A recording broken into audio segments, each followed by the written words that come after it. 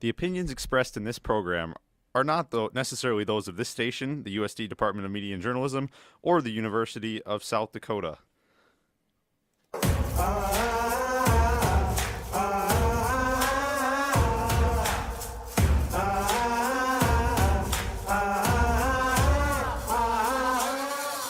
Live from the Al Newhart Media Center, this is Just Hear Me Out with Peyton Byers. Hello and welcome everybody to Just Hear Me Out. I'm your host Peyton Byers here on KAOR 91.1 FM Vermilion. Thank you so much for tuning in today. Got a great show coming up for you today. I've got Katie Brust in studio with me. Say hi, Katie. Hi, everybody. So we're going to talk about all sorts of great stuff today. First things first, we went and saw, with some other people, we went and saw the movie Unplanned yesterday in Sioux City. So do you want to explain what it is kind of in... Sure, absolutely. Unplanned is a movie regarding abortion, particularly in the Planned Parenthood clinics. And I believe it was done by the Coalition for Life, correct? Did they fund that? No, so that was one of the organizations that was in the movie. So basically, Abby Johnson, she was a former Planned Parenthood clinic director, and she, I don't know, had a change of heart. Yes. She flipped, and so she went from being a clinic director to now advocating against it, and it was made by the same people who produced, like, God's Not Dead and some other Christian films. Anyway, so it's a movie. It's actually been doing relatively well in theaters and stuff. It's right, which I think was not predicted by the box office. Yeah, they were correct? supposed to get like $2 million in the first weekend, and they got something like $7.25 million. So right, and what I thought was particularly interesting is that I had actually not heard of the movie until Peyton had brought it up to me. So I think that's a good talking point as well. Yeah, so it was a good movie. So let's see. It's kind of what you said. You never even heard of it, which is kind of an issue because they tried to advertise on a lot of TV stations and stuff, and nobody but Fox News would put an ad up for the movie. Right, yeah. And they claimed they didn't want to touch the issue of abortion, which if they were consistent on that, I could be like, okay, you don't want to alienate any of your viewers by touching abortion. But those same people aired like pro-abortion stuff, so there's just an obvious way. Like they can say, okay, we're just against your viewpoint, but they weren't saying that. They were saying we just don't want to touch abortion, and they were inconsistent on it. So that's what bothers me. Right, and I would say that is a bit of a conflict of interest. I mean, I think it's important to have these discussions. That's why I'm appreciative that this movie is airing. While I may not agree with all of the points and it may not reflect my experiences at Planned Parenthood, I do think it's good to get the conversation going, and I wish it was more available to more audiences. Indeed. Yeah, it sucks we had to drive down to Sioux City to go watch it, which I can understand the Vermilion Theater isn't huge, so they don't have it, but there's some other theaters like Aberdeen isn't carrying it, and there's a few other theaters I've heard. So, but they're expanding to 17. They originally had 1,000 theaters the first weekend. This next week they're expanding to 1,700 theaters because it's been doing so well. So that's good. Also, Twitter banned their account. Did you know that? I did hear about that. Yes, I think Twitter claimed that it was something with their artificial intelligence malfunctioning, but yeah, that's so open for the debate. The account got banned by Twitter, and a bunch of people had some outcry and stuff. And then everybody who followed it were unfollowed from it, and then for a period of time, even if you did go and like refollow it, if you refresh the page, it would unfollow you. Like you immediately unfollowed it. So there was a giant outrage on that, and a bunch of conservatives and some liberal voices on Twitter came out and just took a dump on Twitter's doorstep and said, what are you doing? So anyway, it's a good movie. I'll talk about it later in the program too. I want to get into a different conversation with Katie here though, and I'm just going to set it up, frame it with some current events that brought it up to my attention. So Joe Biden, former Vice President Joe Biden, he's in a little bit of hot water right now, and whether it's justified or not, we'll look into it. So but his campaign's having a rough time before it's even officially started. He's probably going to announce at the end of April is what he said. But he's accused by Lucy Flores, who's a Nevada legislator. She's a Democrat from Nevada. She claimed that he touched her inappropriately and kissed her on the back of the head in 2014 at a rally. And so here we are again talking about politicians and sexual harassment scandals. I take the same stance as this as I've taken on everyone. Investigate the claim. Is there any basis for it? Is there any evidence? Is there witnesses?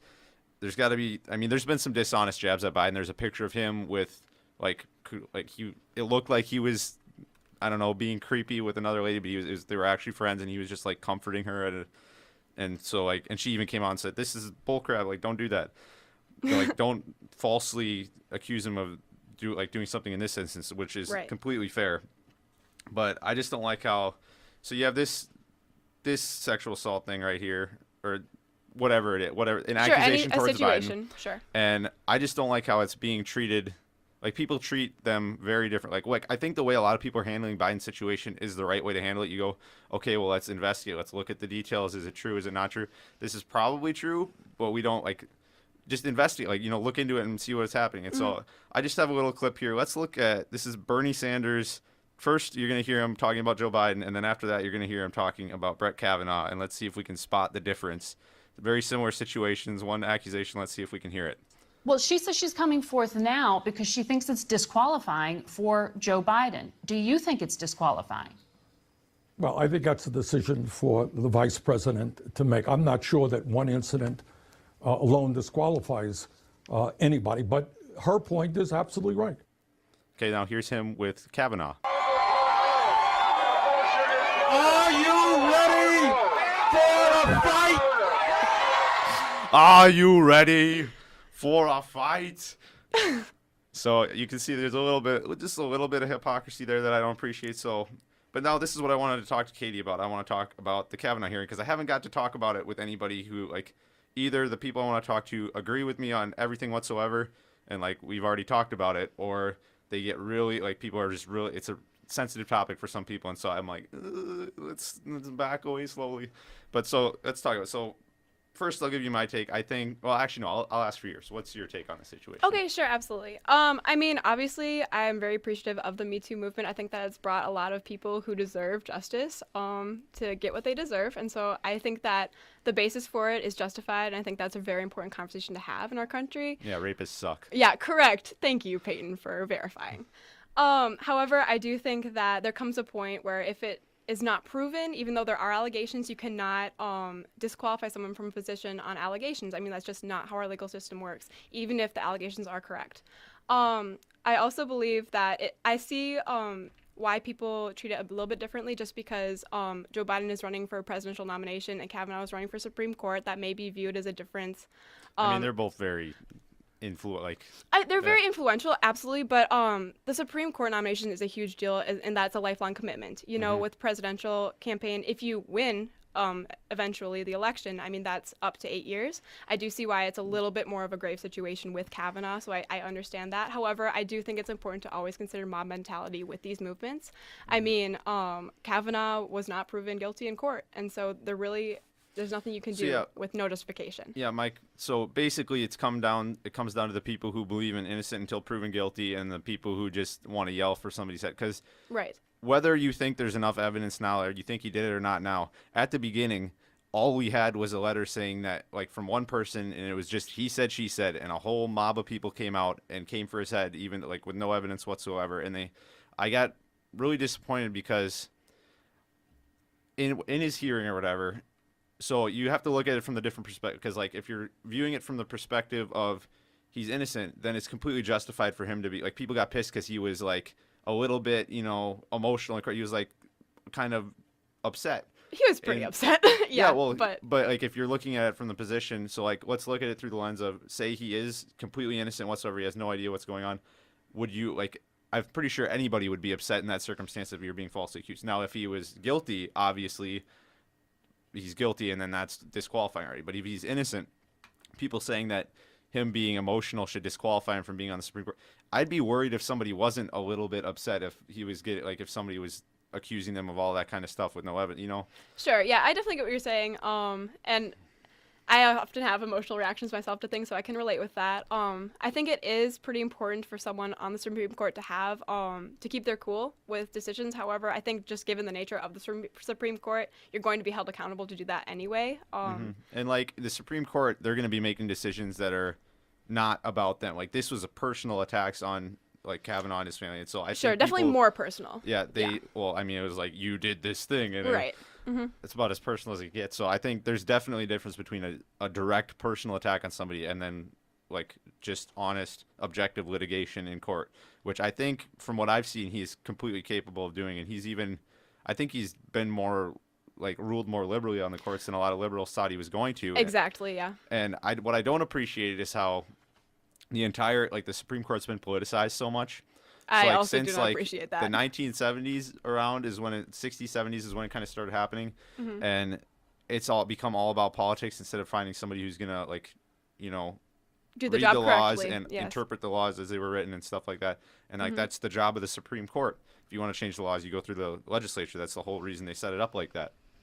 And so people, because, like, the Brett Kavanaugh thing, let's be honest, it was about Roe v. Wade. Like that was what the whole thing I was would say about. definitely a legit concern among voters. I mean, that's a huge decision that he could impact, seeing as how the Supreme Court is being politicized and is kind of drifting more to the right-wing conservative side of things. However, I do think that there were other issues that voters had with him. Just like you said, the personal demeanor was an aspect for some voters. Which I mean, there were other things. I think there's understand, but yeah, I'm pretty like the people coming out against it. That was about like Roe v. Wade. That's Definitely. what a lot of the Senate speeches were about against him. Like Yeah. a lot of the senators were like, he is going to do this, even though he said that's not on my priority. Like I'm not here to completely tear down that. Like if I don't understand. It was definitely among the concerning rhetoric surrounding his nomination. I think probably just as a more general umbrella term, women's rights and women's reproductive rights was more of the concern. And so, Roe v. Wade, of course, is tied into that. For So those I'd of agree with you that. just tuning in, this is Just Hear Me Out on KAOR 91.1. I'm Peyton Byers, your host. I'm here with Katie Brust in studio, and we're talking about the Brett Kavanaugh situation that happened. I'm old enough to remember. I'm 6 months old at least, for sure. Right. I've been able to confirm that with my birth certificate. So I do remember when it happened, and it was a big deal. So do you think the Me Too movement goes too far a lot of times? Or sometimes? Well, I won't even say a lot. Sometimes in Sure. some cases. I wouldn't say that the Me Too movement inherently goes too far. I think that there are extremists in any movement. I mean, you look at really any political movement or any a mass of people, and of course there's going to be extremists that take things too far and don't look at the cold hard facts and the legislative process that we have. Granted, the legislative process in America is greatly flawed in some areas, and so I understand people's frustrations, but we have to work with what we currently have. And so I would say that people saying that it's become a witch hunt, I sympathize with that, and however, I do think that I will support the Me Too movement just because of what it's done for certain females. Do you reproductive believe rights. innocent until proven guilty is a good process?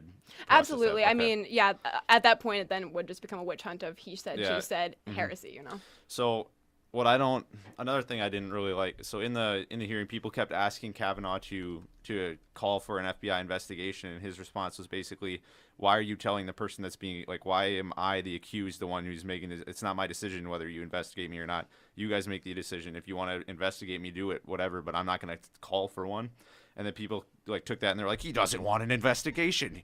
Obviously, he's interested, he's guilty. Right. I was And gonna then say they guilty, did yeah. investigate it after the fact, and they found, because the FBI report, as I wish I had the clip of Joe Biden. Joe Biden back in when he was the chair of the Judicial Commission, went on has just an epic speech where he's like, FBI reports, they said he said this, she said this. Boom! They don't come to a conclusion. Period. I wish I saw it earlier. Is that Biden or is that was Sanders? Joe Biden okay. that said gotcha. that. I don't know. I do a Sanders impression more than I do. I've never done a Biden impression before. You should I don't try know. it sometime. Yeah. Bring it I on the don't know. show. But anyway, so basically, they did an FBI investigation, and they found out that we gained no new knowledge at all, and the FBI had done background checks on Kavanaugh 5 or 6 times beforehand for his Right. other judicial appointments, and some of the claims. So for Christine Blasey Ford was the main accuser, right? yeah. And then Right. Or there's I think a couple, the first accuser. Yeah, there was a couple other ones, but then those couple other ones admitted that they were making it up for media attention later on down the Yes, road. which is so unfortunate. Can we talk about that? I really Yeah. do not appreciate Go when, especially females, do that. Just because it undermines the meaning of the Me Too movement and really does. It just wastes everyone's time and money and resources. And to destroy someone's reputation like that for media attention is abhorrent. I mean, that's a very serious you know about accusation. the Jussie Smollett? Yes, Jussie very Smollett serious case? Yeah. accusations to make with no basis. Yeah. And so I think that's a big reason why people are sketched, because there are a lot of people, whenever I argue, say okay, we have to because people say, believe all women. I'm like, well, I mean, we can investigate every case. Every time there's an accusation, we can look at it, and if it's actually true, then yes, swift justice shall be applied to the person who Correct. did the horrible deed. But a lot of people I found when they say that I lost my train of thought. Okay, so Sure. basically oh wow. No, it's okay. We were just talking about false accusations and how they can hurt someone's reputation and media attention. And I forgot where I That's was okay. going on If the you train. come back to it, just bring it up. So, wow. I've never had that happen this badly before. That's okay. Anyway, man. Radio show. back to what we were talking about. I would say that with Kavanaugh, I do think that there were other appointments that could have been better. I do agree that he maybe was not the best appointment to make. However, it's not up to the general public. It's And like, up to. I think it was really Oh, I know what I was thinking about. Okay, so Sure. Okay.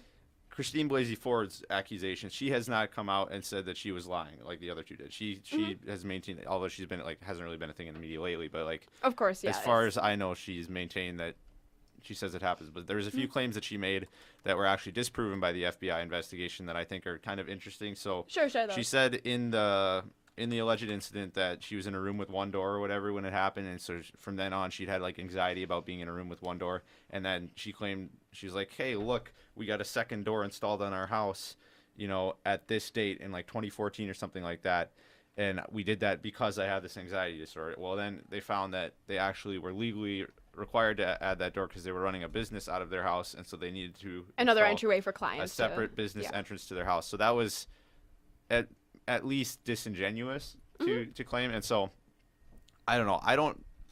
It's kind of tough because like I'm not gonna lie, I don't really believe her right now from the evidence that's been put forward, because Yeah, I would say I mean, you can believe that her claims are true. However, that doesn't justify like if on the flip side of things, you can believe that her what she's saying is true, but doesn't justify not having Kavanaugh have the appointment. So regardless of whether it's factual or not, I mean, I think that what happened is the right thing, and I do not appreciate when people are disingenuous like that. However, I do think that in the context of the more serious accusations she's making, I wouldn't say that one part undermines her entire statement. Yeah, I mean, it doesn't undermine everything she says, but it definitely does. makes me a lot more It raises skeptical guilt about it. or And- doubt. Yeah. And I also don't. So another big red flag to me was the circumstances surrounding it. So apparently, this letter was sent to Dianne Feinstein of California, senator from California, and she just sat on it for like 3 months while Trump had put out a list. He had, these are the list of the people I'm thinking about nominating to the Supreme Court.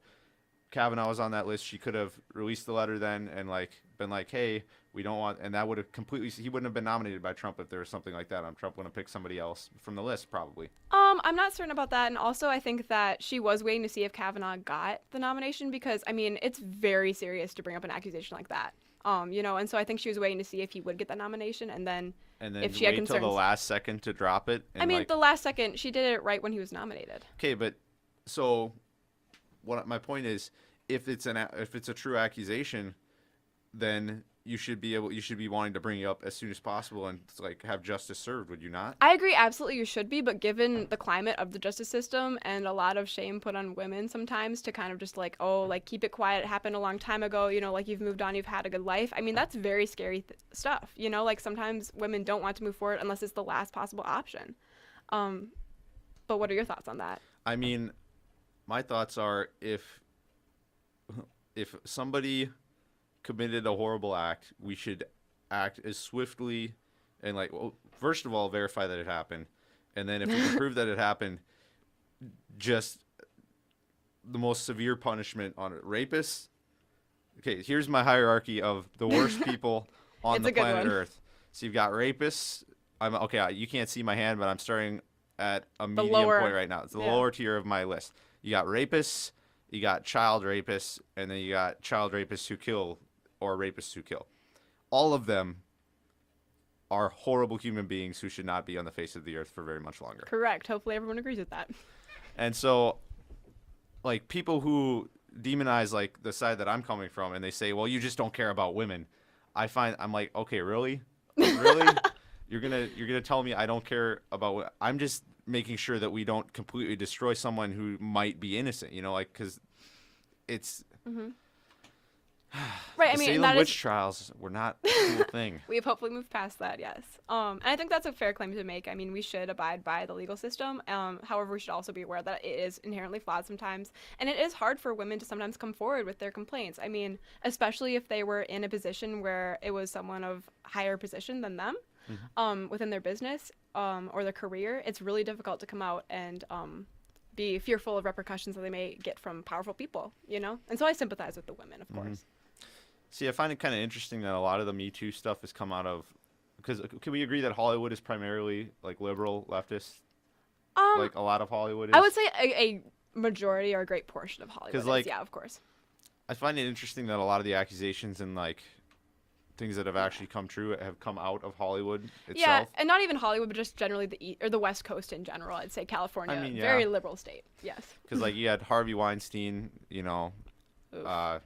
he did bad things to people and to plants, Right. and so he really made the environmentalists mad as well. Right. And so that's And- why I'm appreciative of the Me Too movement, because it does get people like Harvey Weinstein See, what they deserve. There's, I don't know, the Me Too movement, I think, controlled, like, I think a lot of times it has overreached, and like, or maybe it's just certain people of it overreaching, but it looks like it's the entire movement is just out witch hunting people, and that is not what I like want to see I want to see facts and logic and cases made against the people. And then, yes, I'm happy to stand by and say, that guy's an a-hole, let's get him. Right. But One thing, I do think in the cases where someone may not have facts or evidence, and in that case there's just nothing that can be done, unfortunately, with the given legal system, I think that the Me Too movement isn't extremely beneficial to just have support from other women who have gone through similar things. You know, and so I think that there is benefit to the actual movement itself. There are people that abuse the system, of course, and that's with any movement. So I understand where you're coming from, but I also think there are beneficial aspects and of the Me Too I mean, movement. there's ups and downs, but like in our society, I also think that there's definitely an issue of defining what is sexual assault and what isn't sexual assault. Like, Sure. so say somebody hooks up with somebody one night stand, and they regret it afterwards. Is that sexual assault? For me personally, I mean, it depends a lot on the situation. Intoxication is a huge factor in that, you know. So I what if think, they're both intoxicated? it gets so sticky, but I'm pretty sure legally you're not supposed to hook up with someone if they're intoxicated, period. So what if they're both intoxicated and they both don't know I guess any they could better? both Is claim it the guy's sexual fault? Is it assault. the girl's fault? Or is it neither? Like, I would what do say you- they could both claim sexual assault at that point. so then they both sexually assaulted each other at the Which- same time. Very interesting how, the legal system would Yeah, work with that. But and, I like, think that's how it would go. Because it's tough. It's very interesting and very convoluted. Yeah, for those of you just tuning in and listening to this just absolute peach of a conversation, this is Just Hear Me Out on KOR 91.1 FM Vermilion. I'm Peyton Byers, your host here on Just Hear Me Out, and I'm in studio with Katie Brust, my Hello, guest. everyone. She's also an SGA senator. I didn't think about giving you that title before, but that is a Oh, title yeah, you true. hold. My views do not reflect the views of SGA in any form. Nice disclaimer. Yes. Oh, hey, SGA stuff. We could talk about this. Chick-fil-A. Oh, can we speak of this after the resolution is passed or not passed? Okay, how about we separate it from SGA, and we.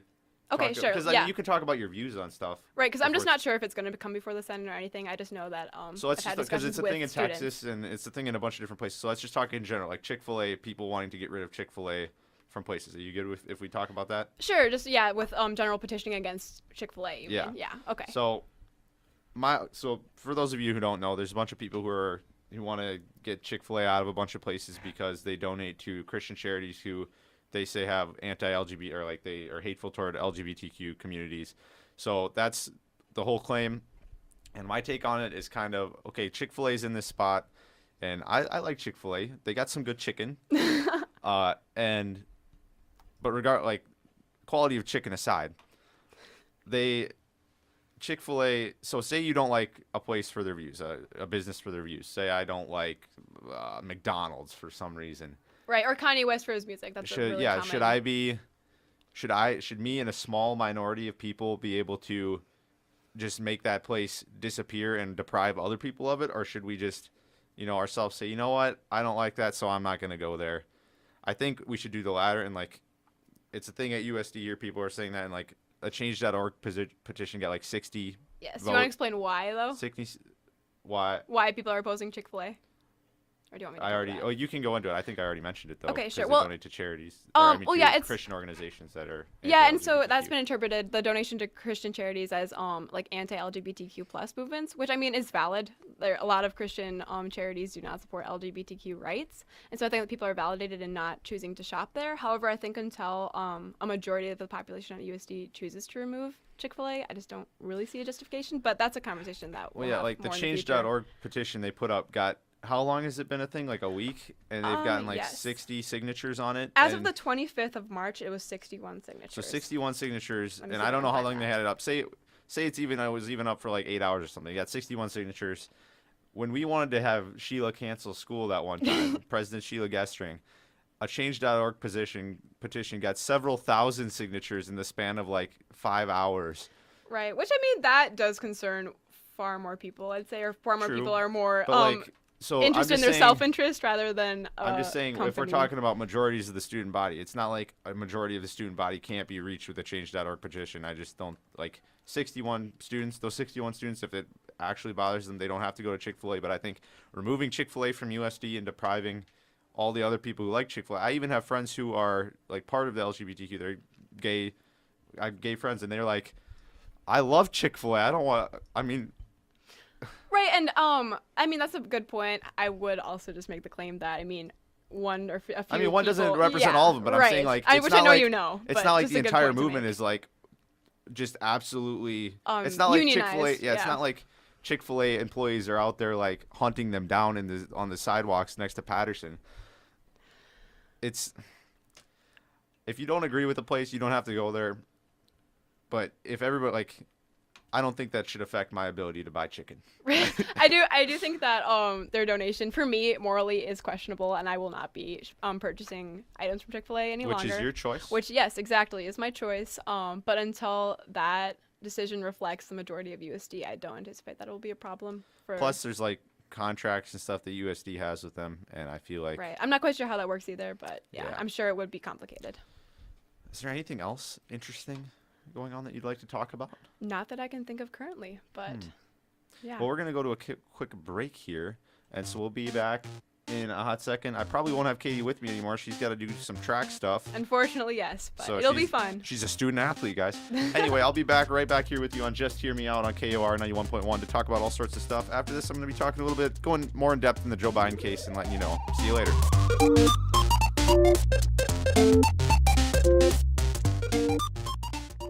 Hello and welcome back to Just Hear Me Out. I'm Peyton Bowers, your host here on KAOR 91.1 FM Vermilion. Huge shout out and thank you to Katie Bruss for coming in and talking to me for the first half of the show. And now we're going to head on into the second half. I just have a little confession I have to make to you guys all. I'm actually a Democrat. Nah, just kidding. April Fools. So I didn't go into complete detail in the first half of the show about the Joe Biden thing because Katie only had a limited time here in the studio before she had to run off to track. She's helping run the high school track meet with the rest of the USD track team. So hopefully, good luck to all the high schoolers out there. I know none of you are listening right now and none of you will ever hear this, but you know what? It's fine. What started this whole Joe Biden controversy was a piece in The Cut by Lucy Flores. Lucy Flores is the woman who's accusing Joe Biden of misconduct, and it's entitled "An Awkward Kiss Changed How I Saw Joe Biden." So here's that piece real quick. So in 2014, I was the 35-year-old Democratic nominee for the lieutenant governor in Nevada. The landscape wasn't looking good for my party that year. There were no high-profile national races to help boost turnout, and after the top candidate bowed out of the governor's race, none of the above ended up winning the Democratic primary. So when my campaign heard from Vice President Joe Biden's office that he was looking to help me and other Democrats in the state, I was grateful and flattered. His team offered to bring him to a campaign rally in an effort to help boost voter turnout. We set the date for November 1st, just 3 days before Election Day. In a state as large but sparsely populated as Nevada, it takes nonstop travel to connect with all its residents. You're lucky to get properly fed, much less look properly coiffed, as female candidates are often required to do. I was exhausted and short on time, so I decided not to wash my hair the morning of the rally. I sprayed some dry shampoo in my hair, raced off to the Reno airport, and flew back to Las Vegas. The event proceeded as most political events do, coordinated chaos with random problems that no one could predict. I found Eva Longoria, co-founder of the Latino Victory Project, roaming the parking lot trying to figure out how to get inside the Union Hall. My staff was running around trying to purchase ferns because, according to Biden's team, no other vegetation was acceptable for the stage. I found my way to the holding room for the speakers, where everyone was chatting, taking photos, and getting ready to speak to the hundreds of voters in the audience. Just before the speeches, we were ushered to the side of the stage where we would be lined up in order of introduction. As I was taking deep breaths and preparing myself to make my case to the crowd, I felt 2 hands on my shoulders. I froze. Why is the Vice President of the United States touching me? I felt him get closer to me from behind. He leaned further in and inhaled my hair. I was mortified. I thought to myself, I didn't wash my hair today, and the Vice President of the United States is smelling it. And also, what the actual F word? Why is the Vice President of the United States smelling my hair? He proceeded to plant a big, slow kiss on the back of my head. My brain couldn't process what was happening. I was embarrassed. I was shocked. I was confused. There is a Spanish saying, I'm not even going to attempt to say that. It means, earth swallow me whole. I couldn't move and I couldn't say anything. I wanted nothing more than to get Biden away from me. My name was called, and I was never happier to get on stage in front of an audience. So that is essentially the entire accusation right there. And let's look at it. Okay, we've all known Joe Biden is kind of a creep. Like, I think we can all agree on that. We've all known that for a while. The issue, like, the media coverage of it is biased. As I mentioned earlier, let's just look at this Washington Post headline. So if you look at this, so think about Al Franken. Al Franken got in trouble for very similar things, and he was roasted by the press about it, which, I mean, if he's being a creep around ladies, that's probably not the greatest thing. But then Joe Biden does it, and this is the Washington Post headline. Joe Biden's affectionate physical style with women comes under scrutiny. Affectionate. You cannot, that is the amount of political bias present in that statement. If you're going to if you're going to call yourself an objective journalist, Washington Post, I know none of you are listening at the Washington Post. I'm just saying it.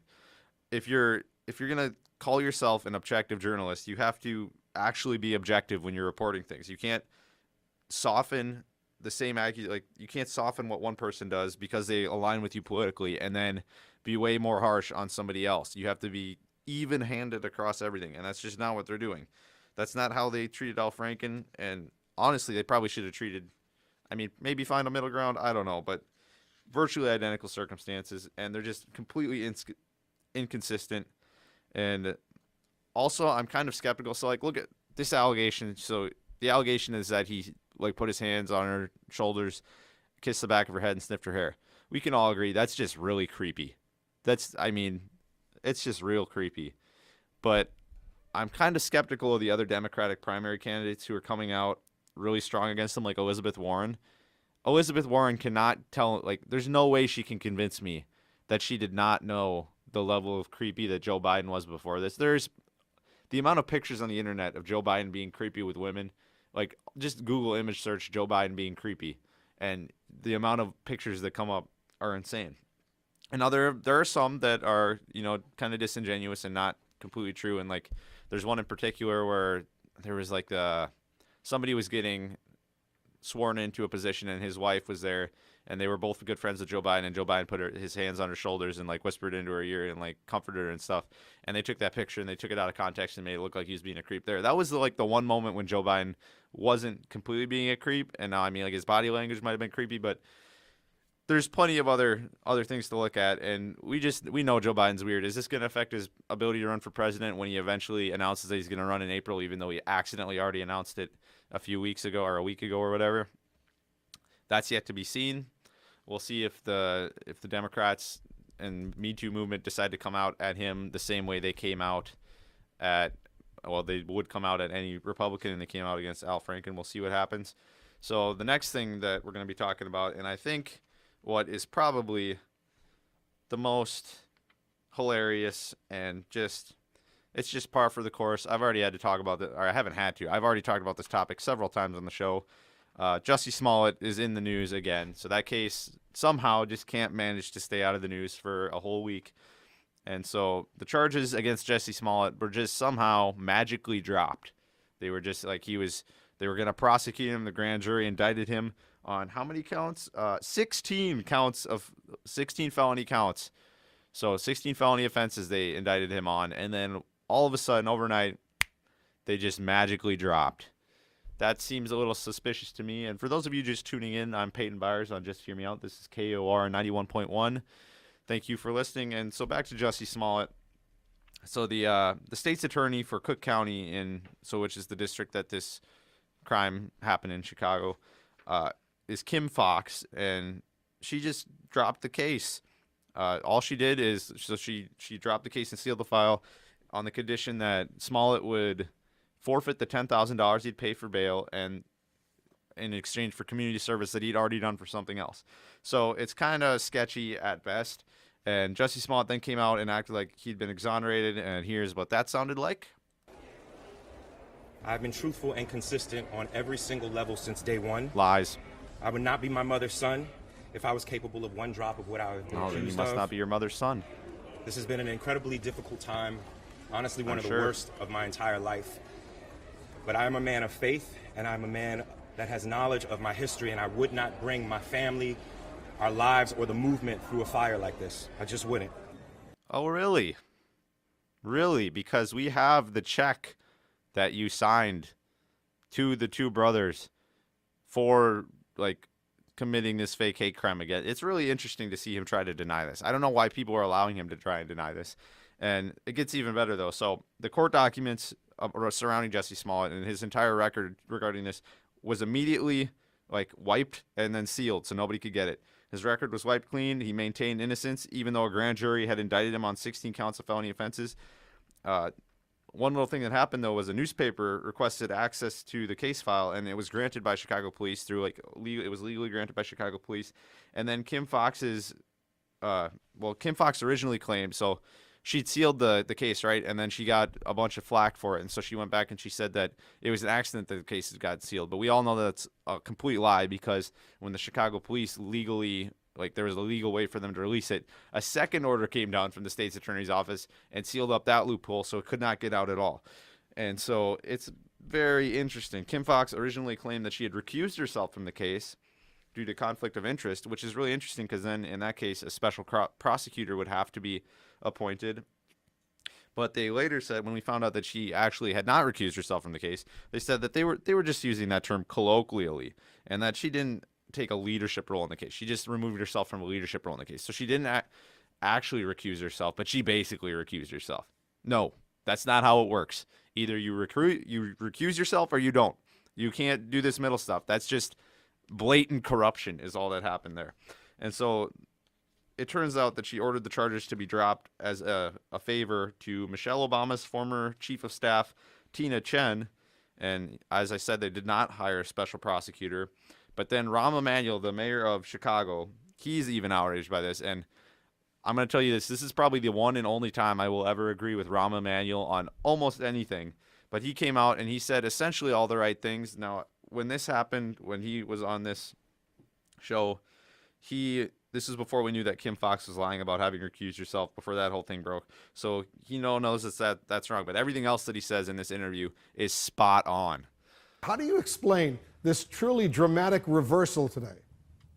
I can't. It's that simple, and nor can anybody else explain it, because if it was easy to be explained, the state's attorney's office would have been out explaining it. And here's my basic anger. There is no sense from this person who now, the state's attorney said, committed the actual crime here, or actually the hoax. There's no sense of contrite, no sense of remorse.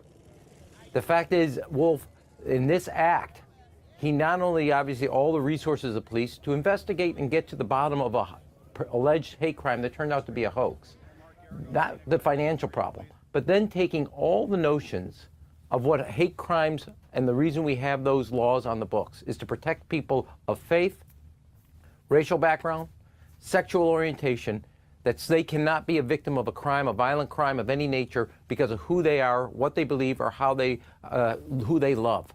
And he used that for his self-promotion. The state's attorney's office itself, and I accept Ms. Fox's view that she has recused herself, but the office says that he is wronged. He actually committed the crime. There is a hoax here. But then he's walking around like he's exonerated with no sense of remorse or contrite. And he's taken that law, turned it upside down, inside out, and used it for himself. What happens to the young man who wants to, in the future, come forward because he has been a victim of a hate crime, or somebody at a place of employment where there's actually a noose left at their desk or at their locker? They're going to be not willing to come forward because they're going to be questioned, all because of who he is, that caught everybody by surprise, and he all of a sudden gets off with 2 days of service? Rahm Emanuel could not be more correct on that, and I can't believe I agree with him on something. Anyway, so Smollett, he's still being defended by some people despite all of the evidence against him. Literally all of the evidence. We have receipts. We have everything. And, I mean, people like Al Sharpton and Jesse Jackson are still defending him, but this is probably the greatest thing I've seen at all. So Charles Barkley on an NBA halftime show just could not help himself and completely destroy Jussie Smollett, much to the dismay of some of his co-hosts. They were trying to get him to stop, but Charles Barkley, he was just wheeze laughing at it, and it's entertaining, so I'm going to show you that. Jussie, you wasted all that damn time and money. You know what you should have did? What's that? Just went up to Liam Neeson's neighborhood. Could have solved all your damn problems. Charles, you got... Welcome to the American Express Halftime Report. American Ridiculous one over there that's still living that what you would say has no chance of happening. Two black guys beating a black guy up. And having a black guy. And you can hear some of the co-hosts are laughing. That's not on here, man. The Clippers will not make the playoffs. And what kind of hats they had on, Chuck? Magas hat. all right, I think that's probably it. Okay. The Lakers will not make the playoffs. The Kings will is the latest edition. Go ahead, Kenny. I can't Chuck, believe you, Chuck. You pay him with cash? Chuckster. You pay him with cash Chuckster. or you write him a check, Chuck? Never break. Hey, listen, America. Chuckster. How? America. Let me just tell you something. What's that? Do not commit crimes with checks. Come on, man. You cannot. If you're going to break the law, do not write a check. Because you're writing a check that what? You're behind cash. Yo, man, you cannot cash up. Hey, get cash, man. I never used the ATM. Now, I heard you can only get $200 out of Charles, it. $500. Stop, literally. Get circulation. You're going to make a lot of stops to the ATM. Chuck, I have one more question to ask you. Do you buy the face mask, the rope, and the thing in the same store? No. You got to go to 3 different stores. Hey, get it. You think they put that on a receipt? Face mask, rope, bleach? In the same store? On the same store. You wouldn't even go to 3 different stores.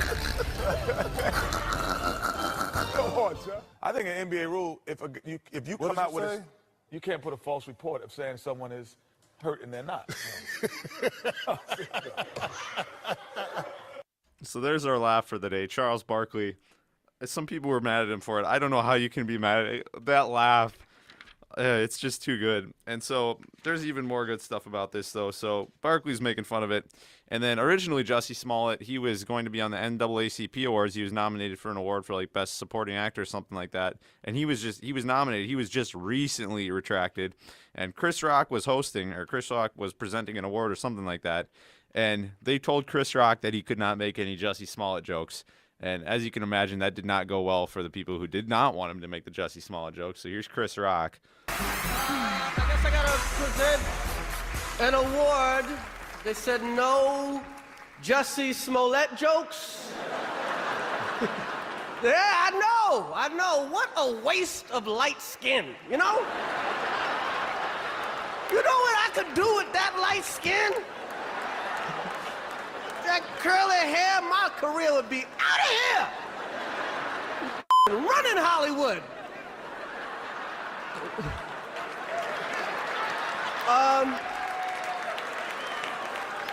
Yes, no, just did. What the hell was he thinking? From now on, I ain't never gonna know you're Jussie from now on. You don't even get the you no more. That you was respect. You ain't getting no respect from me. Okay. So, I mean, at least some people get it. It's the whole Jussie Smollett, the fact that it's still a thing that people are talking about and debating about is completely stupid to me. The fact that we can't just all come out and say, yeah, yep, he's stupid. And I'm honestly, the fact that the charges got dropped and stuff shows me how absolutely corrupt it is. Hopefully Kim Fox is fired and never, or she gets removed from her position and never gets a position like that again. Because if she's that corrupt, and also there's something to be said about the campaign or the chief of staff for Michelle Obama, the former chief of staff for Michelle Obama, the fact that she was willing to be so corrupt in that. And I'm happy that people like Rahm Emanuel were willing to stand up to it. And like the entire Chicago Police Department came out and has been bashing that move since it happened. So good for them for standing up for what's right. Now we're going to go and talk about Alexandria Ocasio-Cortez. And I mean, some people have mixed thoughts about her. I don't see how you can think if you actually look at all the things she says and all of her statements that she's made, I don't think how you can think that she's anything but uninformed at best. I mean, she is proven yet again that she doesn't actually know what she's talking about. So here's her on MSNBC interview talking just straight out of her butt.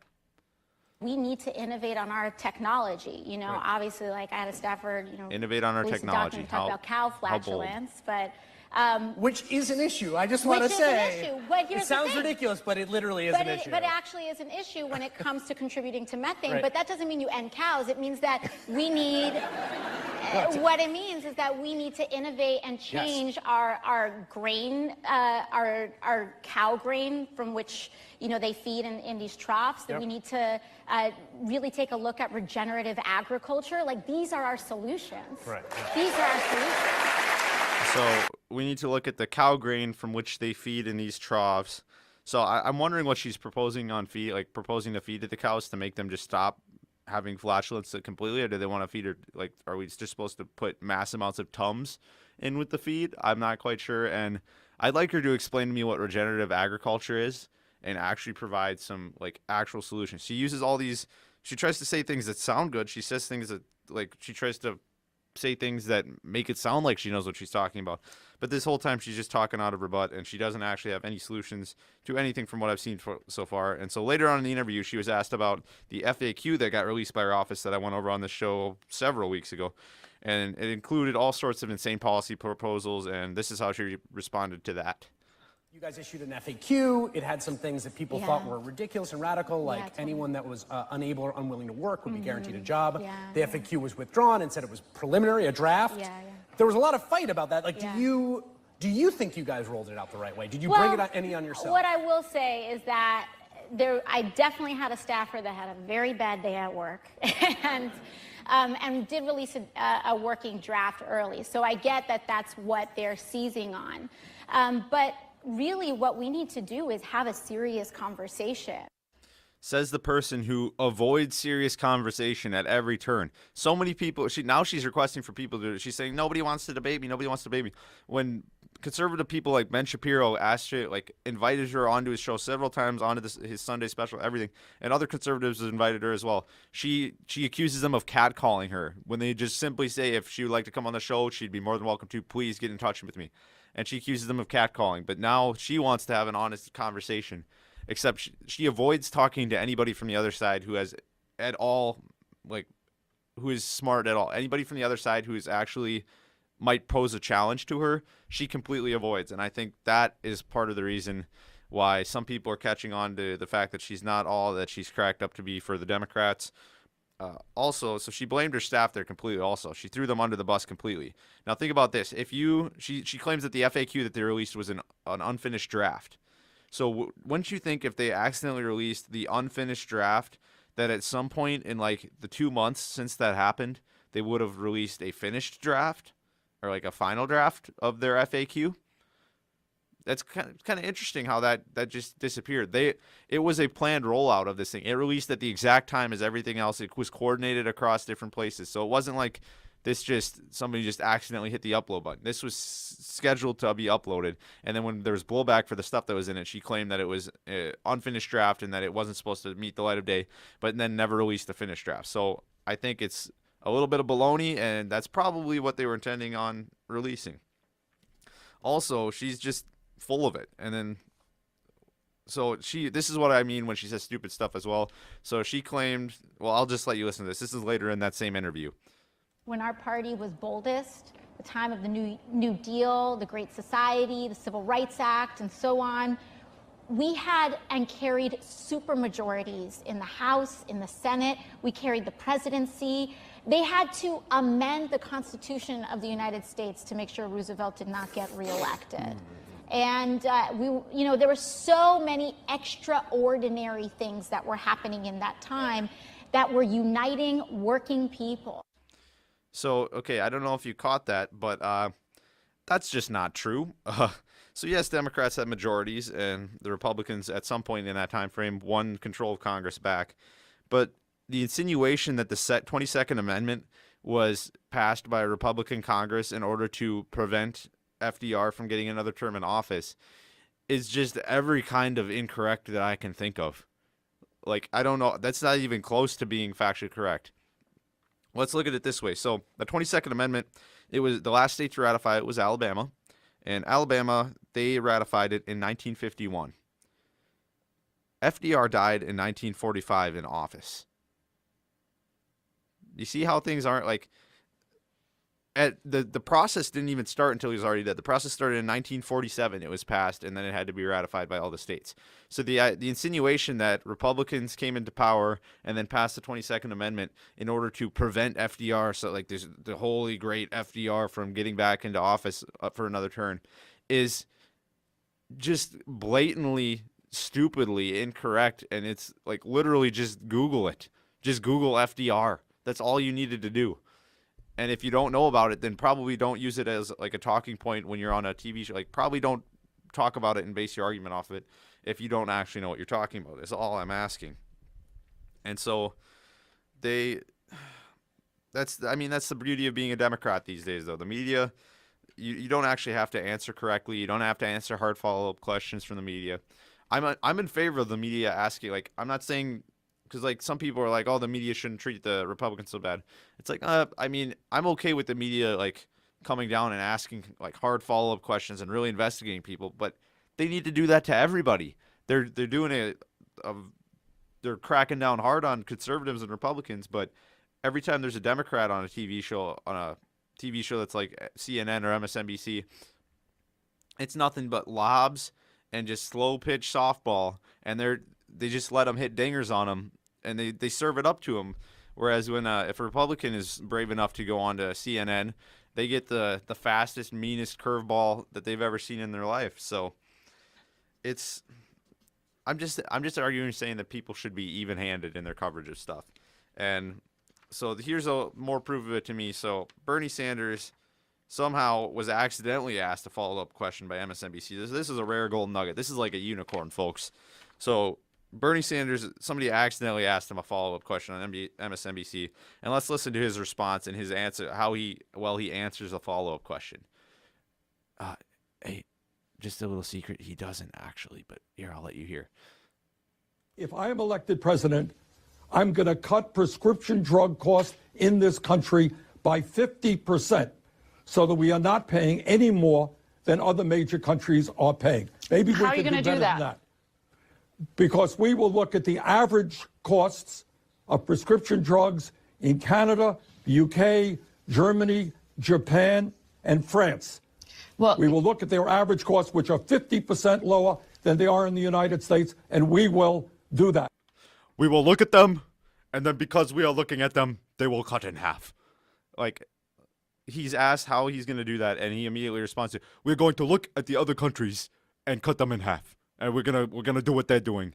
But he is not able to explain how to do that or anything like that. So it just shows that he's not, like, a lot of them aren't really prepared to answer follow-up questions. And there's probably some of them who are, but I just don't appreciate it when there's biased coverage of stuff and just complete avoidance of issues. And they allow people like Bernie Sanders to get away with not answering those questions like that, whereas they don't let that happen if it's somebody that they disagree with politically. And before the end of the show here, real quick, I'm going to put in a little splurb. So I kind of ran out of time. I was going to talk about the movie Unplanned. I think it's a great movie, regardless of your political persuasion. If you're hardcore leftist, hardcore righty, in the middle, anywhere, it is a worthwhile movie to go watch. They're expanding the number of theaters it's showing in, so please go watch Unplanned. You can, whatever you think about whatever your positions on the issues is, it's a great movie to watch. It presents all the sides of the ideological spectrum. It's not just a one-sided movie. It's great. It's insightful. You see the full true story of Abby Johnson, and who was a former Planned Parenthood clinic director, and it's just a good movie to see, and it's entertaining as well. So I mean, I've found myself almost crying several times, and like the score is wonderful, even though a bunch of Hollywood movie score companies declined to allow them to license music from them. So that's all I have for you guys today, though. So thank you for listening to Just Hear Me Out on KEOR 91.1 FM Vermilion. I'm Peyton Byers, and we'll be back next week with all sorts of political news and my take on whatever's going on. Thank you so much. Please go follow me on Facebook and Twitter. And don't forget to go check out on YouTube to see previous episodes and this episode eventually. Thank you so much. We'll see you next week.